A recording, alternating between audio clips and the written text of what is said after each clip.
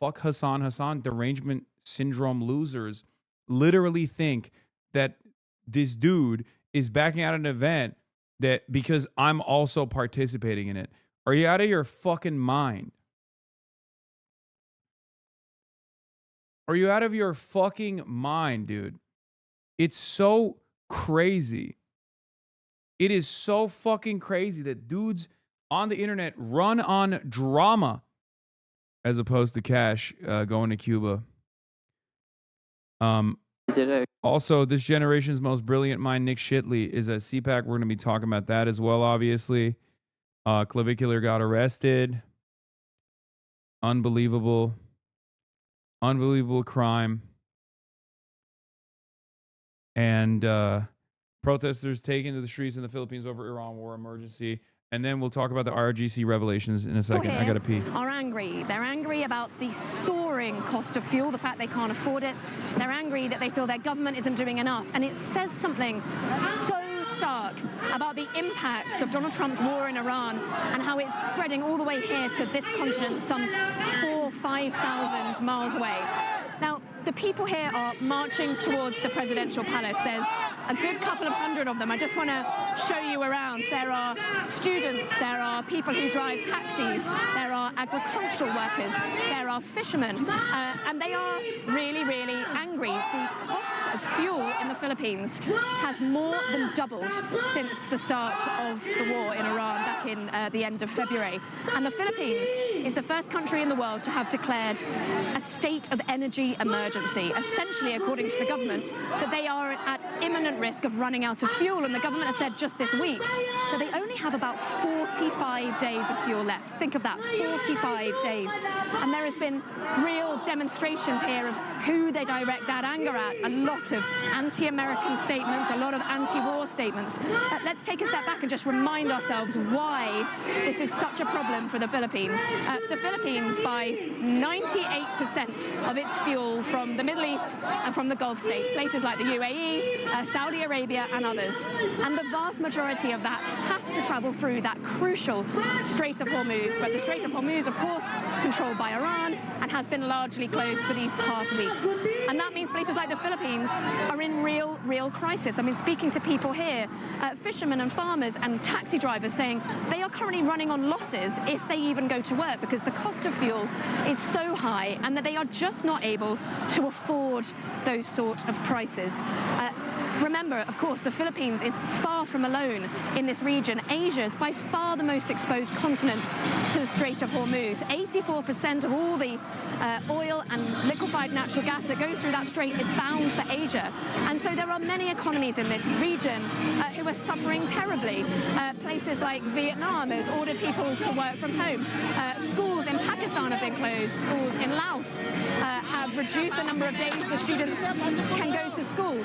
It is having a sustained and deep impact across economies that frankly are developing, that do not have the stockpiles, do not have the reserves, and have a lot of people either living in poverty or closer to the poverty line who are less able to absorb. Good job, America. Good job, Israel. Fantastic stuff. You did it.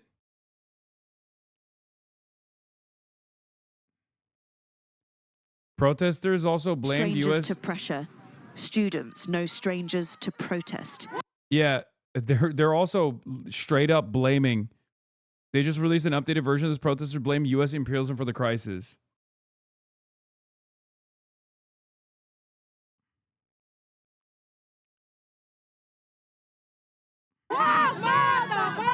98% of this country's oil comes from Middle Eastern routes that are blocked. A dependency now the cause of genuine crisis. Supplies could be all but gone in just over 40 days' time. The president here is a man under pressure.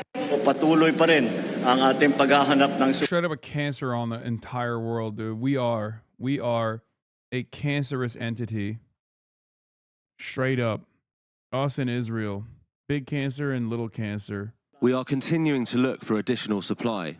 We will also continue supporting our commuters so the impact of the conflict in the Middle East can be lessened. But there is a real tension here too, and a sense that things could well boil over. government subsidies and scrambling may not be enough.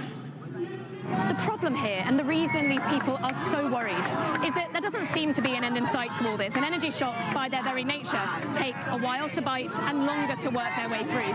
And it's hitting a region where the economies just don't have the broad shoulders or the reserves to handle it. Indeed, across Asia, there is barely a country untouched. Vietnam has ruled working from home.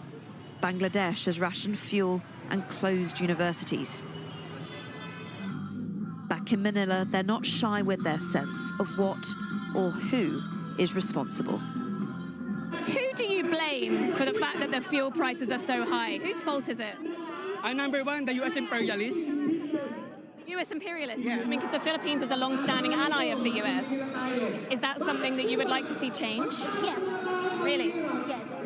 It's because all this ally thing, them helping us, it's just a front of their bigger agenda to exploit not only the Philippines, but the so-called third world countries.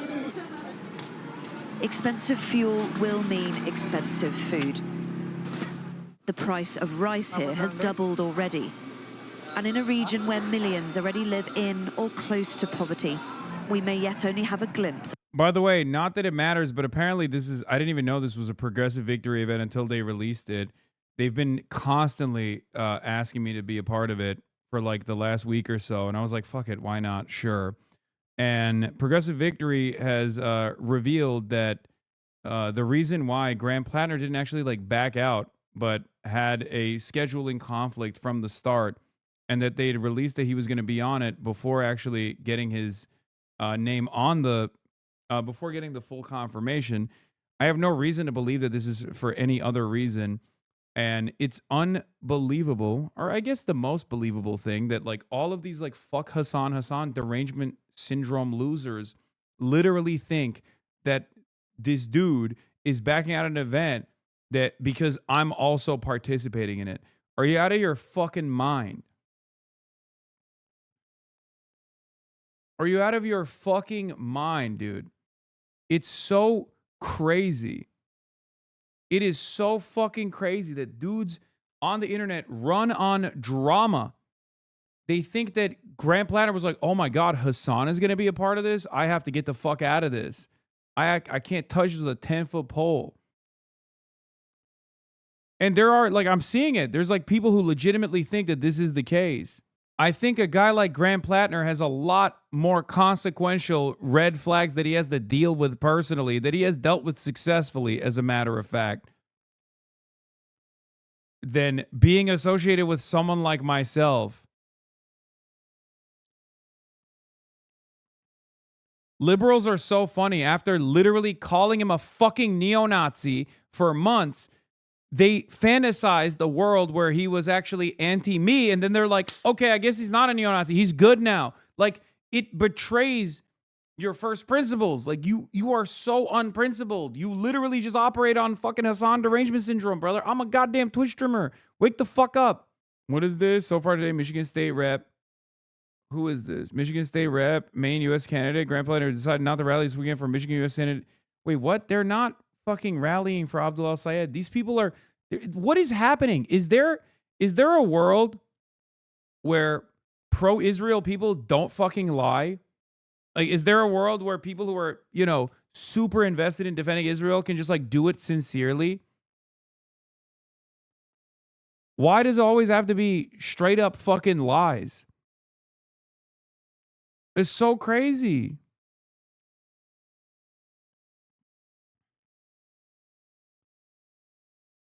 They're confusing two events because they're dumb as hell? No, I don't think so. I don't think it's a... I think there is a sincere operation here to... Like, I think these guys... Remember what I said about Cuomo? Where I was like, this is not going to land. These attacks are not going to land at all. And it almost feels like Andrew Cuomo has recognized he's not going to win the race. So he's just like doing a favor to some big donor out there by trying to make my brand more toxic, right? If you recall at the time, I was like, why the fuck are they like constantly pummeling me for some reason in the Zoran race? Run a fucking better race, big dog. If you're trying to win, You shouldn't be bringing up a dude that most voters don't know about, and the ones that do know about are excited at this association, or the ones that actually despise me also despise Zoran for the same exact reasons, right? HH Tatakai, thank you for the 100 gifted subs. Do you see what I mean? Like, it's so strange. Taking you down would be the easiest W to achieve right now. Yeah, but you're not going to take me down. Like,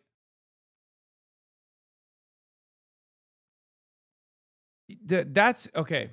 Here's the problem. Here's what a lot of people don't understand. No one, and I mean this seriously, not a single fucking person, not a single fucking person, not a single person in this community is like, oh my God, I love watching Hassan because he's constantly hanging out with politicians. Okay? There is not a single person that has been like, well, I love this guy because he associates with Democratic Party politicians. You are misunderstanding the fucking appeal. Okay? If you're so invested in the old guard mentality, what do I always tell you? We are in a totally different media environment. Okay? We're in a totally different media environment. It's a totally different media landscape. I get positive press coverage from these, institutionally relevant newspapers, legacy publishers, and the like. That doesn't move the needle for me at all.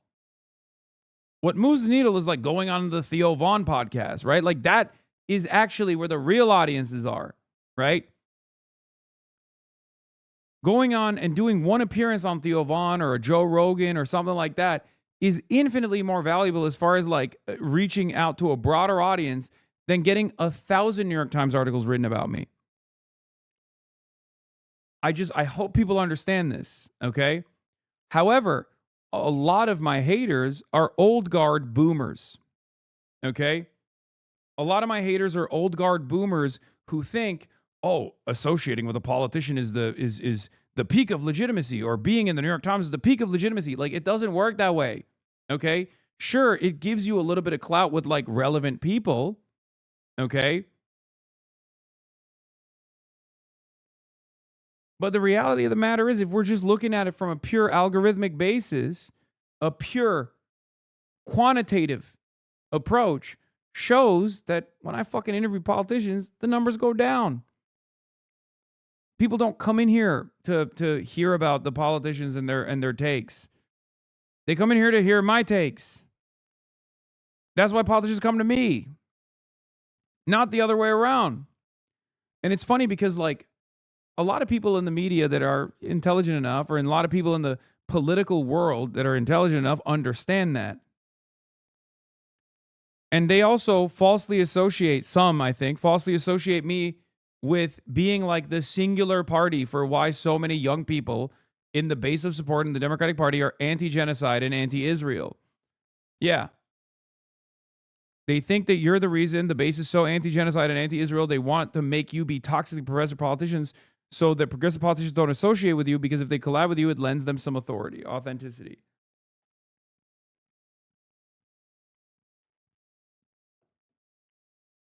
That's why it's so funny when these guys are like, oh, dude, you're doing this for clout. It's like, what clout can I get from fucking standing next to a politician, you idiot? The fuck? You just, like, don't understand the media dynamic at all. Just as you don't understand the impact that I have. I can help some people arrive at the correct conclusion, but I'm not a fucking singular force that's a mover and shaker. It's you guys. It's all the protests. It's first and foremost the Palestinians that have, in spite of the genocide, been able to show their plight to the rest of the world, sometimes in their last moments. You know? I'm a megaphone. That's all I am. I'm a platform, okay? I have my own worldview. I have my positions. I'm very stubborn. I won't stop my advocacy, but at the end of the day, like, taking me out would not actually solve this problem anyway. Or forcing politicians to not associate with me would not be beneficial for the politicians at all, and it wouldn't do anything to me in any way, shape, or form. Times of Israel wrote an article, by the way. Representative Brad Schneider, Illinois Democrat, delivered a forceful condemnation of the popular streamer Hassan Piker on Tuesday, warning his fellow Democrats against embracing figures he says traffic in hate. Hassan Piker is an unapologetic anti-Semite. Schneider, who chairs the new Democratic coalition, wrote in a post on X, Democrats risk losing our credibility to condemn those on the right who traffic in bigotry, anti-Semitism, and hate when our own members of Congress and candidates are celebrating blah, blah, blah, blah, blah. So what's really interesting about this is I've been on the receiving end of like a barrage of smears like this before, for sure. And if this were to happen to me 5 years ago, it would be over. Okay? No one would ever listen to what I have to say. I would probably quit. I'd probably have to go away. I probably would be deplatformed. If this were to happen to me 2 years ago, which it did, it would make me very sad. I'd be at least a little fearful that this is going to have a serious negative impact on people approaching me with charitability. But it's happening in 2026. It's too late. When the Times of Israel writes an article like this, as an Israeli newspaper, talking about an American political commentator getting yelled at by an Israel First Democrat that's gotten $6 million from AIPAC, this doesn't actually create any pressure on me at all. I legitimately think they view it like this. Look at how few resources a Twitch streamer put into an Illinois 9 race, and look how close Cat was to winning despite the massive AIPAC ad spend. That's a huge threat to them if that perceived progressive force increases a little more. Yeah. I don't know who the fuck Brad Schneider is, and I'm pretty certain he doesn't know who the fuck I am, right? With love, we can move on. Oh, thanks. Can we? Well, you can move on the next week when you can come back to the chat and talk. While speaking at a conference in Qatar last month, Piker said that he had lost viewers in the wake of October 7th for his commentary explaining people were not ready, especially in Western audiences, for someone to say Israel played a significant role in how October 7th took place. No matter how much shit they sling in my direction, no matter how much shit they sling in the direction of people who collaborate with me, right? I will never be a less popular brand in America, a less popular figure, a less popular organization, a less popular entity than the state of Israel. That's it.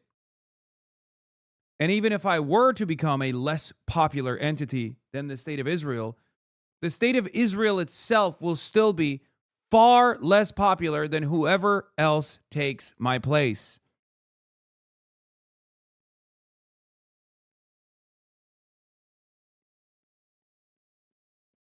Brad Schneider's nephew is Aaron Regunberg. Wait, Aaron Regunberg? Is that? No way. Wait, what the fuck? No, you're joking, right?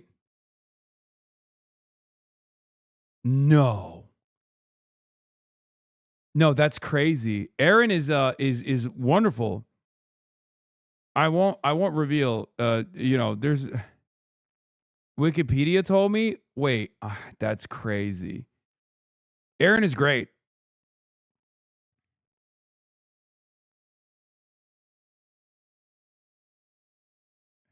He gets it. Aaron he's at the New Republic. He's contributing editor to the New Republic, lawyer working to hold big oil companies accountable for their climate crimes. Oh my God. Oh my God. That is fucking, what the hell? Oh my God. Oh my God. Okay, I won't say anything else. Okay, that's crazy. Not all nephews are like their unks. You're proud of that? Yep. We're going to have an unk off. Still, Reverbs. Thank you for the 10 gifted subs.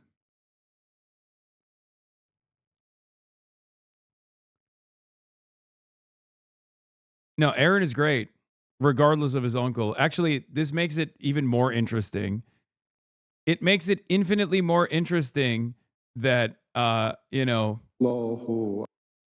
this makes it all the more interesting that his uncle is Brad Schneider and he's like so he is an anti-Zionist and routinely talks about how like a lot of these Jewish advocacy organizations are fomenting anti-Semitism, including his uncle, ironically enough, by conflating Zionism with Judaism. Like,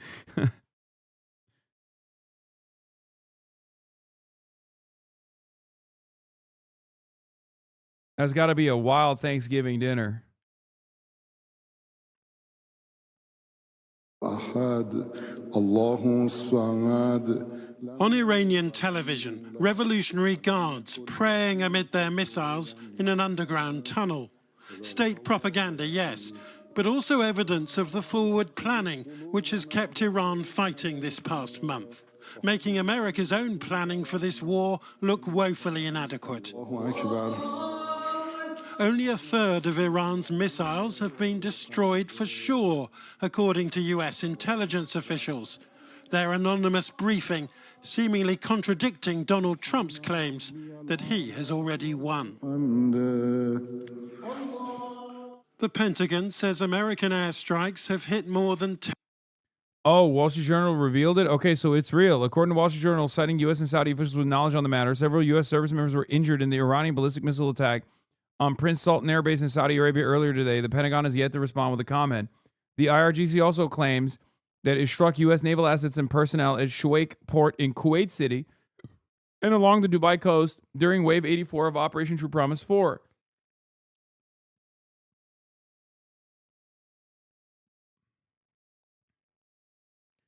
Iran's Revolutionary Guard said its Navy carried out a combined missile and drone attack, claiming multiple vessels were hit. The IRGC said 6 U.S. LCU landing craft were struck at Shuaik Port, with 3 reportedly sunk and others left burning.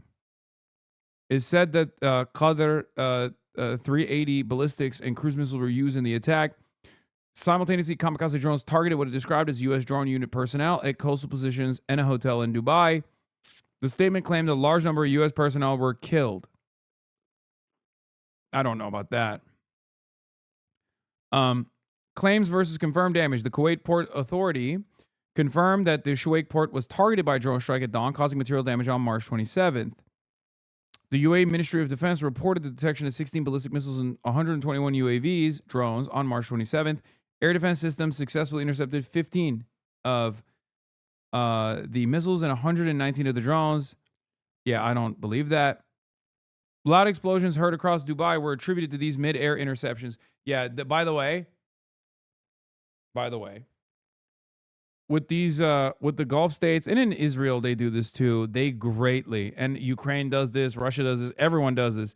They greatly beef up the numbers of how many successful interceptions take place. It's just, you know, very commonplace. I just need you to understand. Like if you followed any OSINT, open source intelligence stuff, you know that they're just like, oh yeah, we've intercepted 750 missiles. Actually, it's crazy. I don't know how we did it. Iran launched another ballistic missile wave against central Israel.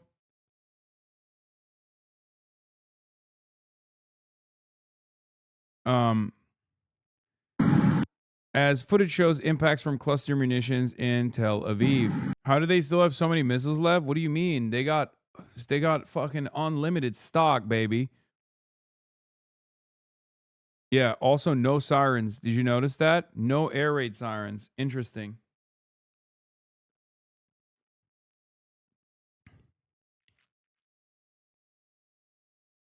Dow closes in correction, down 10% since a record high in February as war in Iran roils markets. In a normal world, it would be far worse than that. For the record, it's just that bad because it's only 10% because everyone is like aching for any good news that they can lean into heavily. Israel Hayom documentation of the falls in the Dan block. Ynet, 1 killed in Tel Aviv by an Iranian fragmentation missile.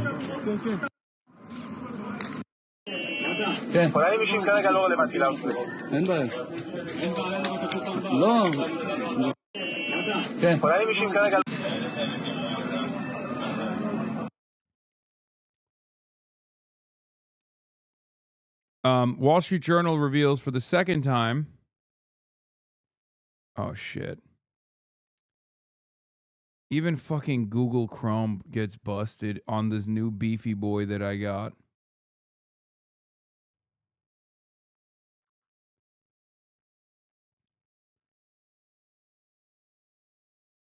Hold on. I got to run it back and restart it. Is your body cold now? What do you mean?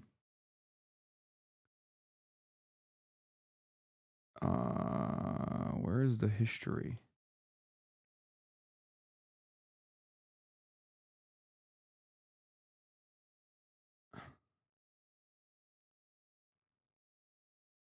Hold on. I have to restore all of my windows that I closed, okay?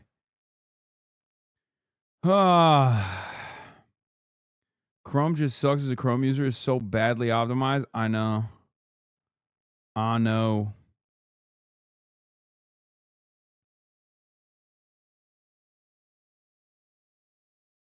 I know. Hold on. Is Chrome not your PC, big dog? I mean, obviously my at-home desktop is much better at managing the unlimited tabs that I have open at all times. So, just get a Mac. You're crazy. You think a Mac is easier to... We got another hype train. Goddamn.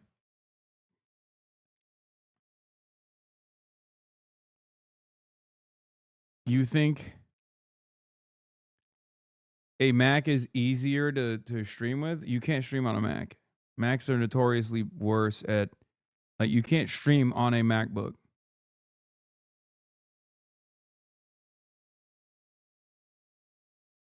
Apple heads. Bro, Mac is infinitely better than any Windows laptop you can get. Yeah, it don't matter. You can't stream on it, though. It's, like, much more difficult to stream on. You are 100% wrong. I started initially streaming on a Mac. It's not about the hardware, chatters. It's not even about the optimization. It's about the software.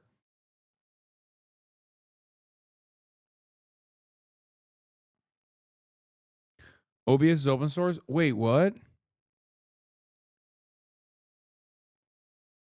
20 years ago? Wait, guys. No way. OBS is open source? You mean to tell me that my Lifeline? You mean to tell me that the thing I've been using for the past 8 years to make every fucking dollar I've ever made is open source? I had no idea. Thank you. I used to stream on a MacBook. Why are we having this conversation? Who cares? Let's have this other conversation instead. Andy Bashar being a little bit of a sellout. Some of your fellow Democrats have called Israel's actions in Gaza genocide. Do you agree with that? Yeah, that's becoming one of those new litmus tests that we said we would never do as a party again. It's trying to throw out a word, and are you going to raise your hand or are you not going to? That's your response? Yeah, it is a litmus test because it shows whether or not you're an actual real one or you are going to be totally captured by corporate interests. Andy Bashar has revealed his position. Andy Bashar has revealed that he will be totally captured by corporate interests. That's it. That's all I needed to know.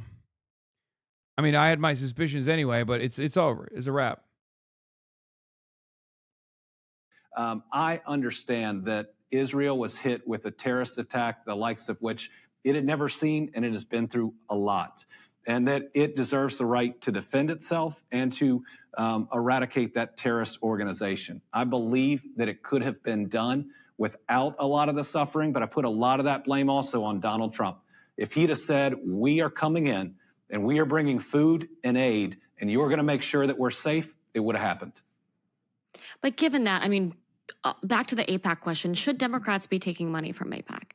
I think that's up to each and every Democrat, and they can own who they take money from or who they don't. In the Oh God. Oh my God, brother. Oh my God. You like have a fucking spine, dude. Holy shit. Oh my God. He can't even say, yeah, I don't think AIPAC, a right-wing reactionary foreign foreign government's lobbying arm, should not be spending unlimited millions of dollars on our races, and Democrats should stay away from that. Josh Shapiro even worse with more words. Spoke with God, Democrats, they are so.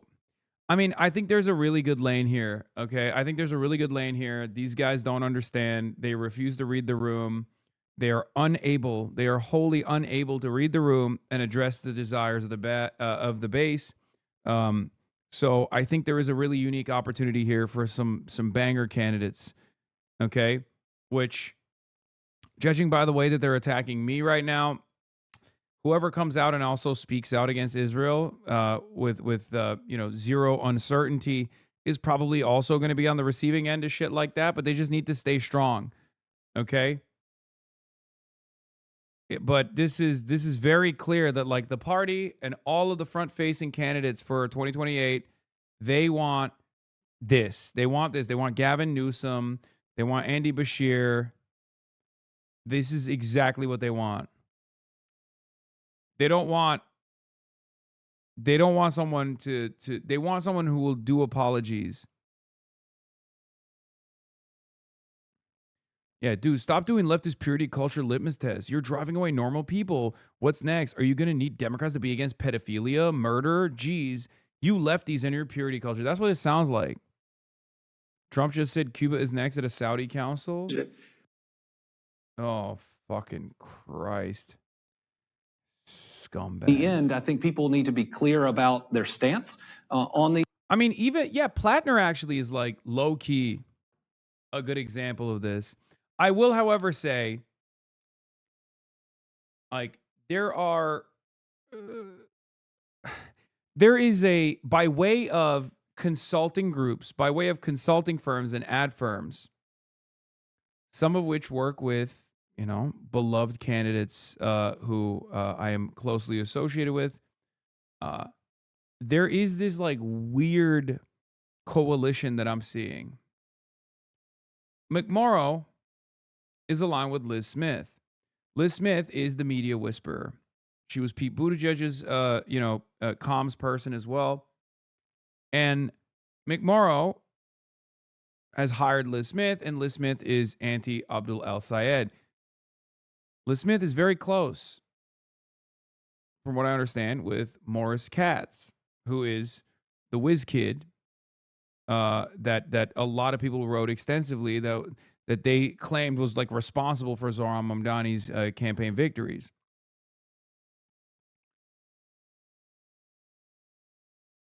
It's interesting, and I don't think there's any sort of like real ideological commitment there at all. But I don't know.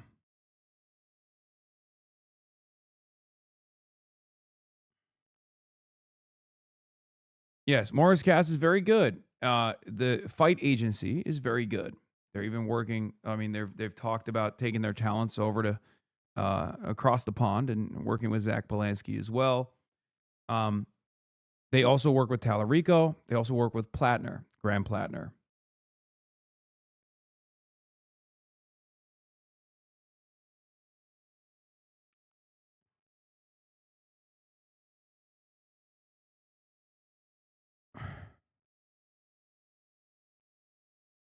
Campaign people don't necessarily hold ideological views with what they do. They're essentially mercenaries. I know.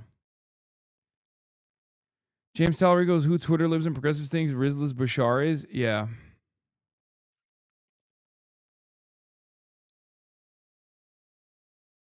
I think at the end of the day, what matters is the candidates and their policies and their convictions. Okay? That's what matters. A good campaign will highlight that.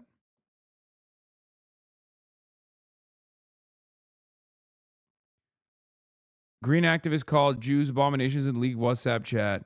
Green Party activists have described Jewish people as an abomination on this planet, and a string of anti-Semitic WhatsApp messages the Telegraph can reveal. Oh, they're coming after our boy. They're coming after our boy Zach.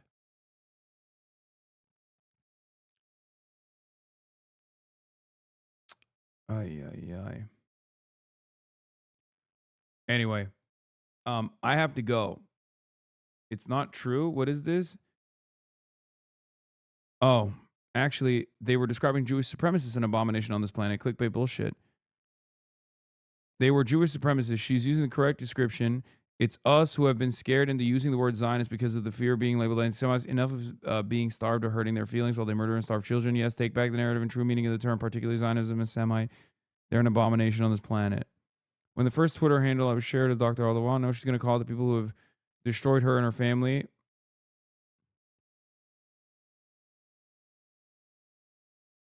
Yeah, I have to go.